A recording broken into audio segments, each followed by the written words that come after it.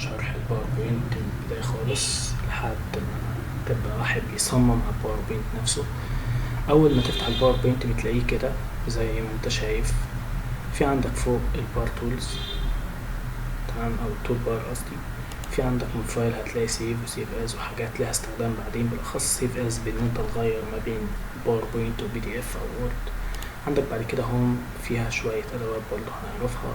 بعد كده insert فيها شوية أدوات، وعندك ديزاين، وعندك ترانزيشن، وعندك انيميشن، وعندك سلايد شو، وعندك ريفيو، وعندك الفيو الشكل والحاجات دي، وعندك ستوري بوردنج. احنا هيبقى كل استخدامنا على الهوم والديزاين والانيميشن والسلايد شو ممكن، بس مش قوي.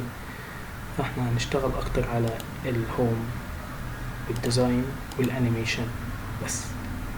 اشوفكم الحلقة.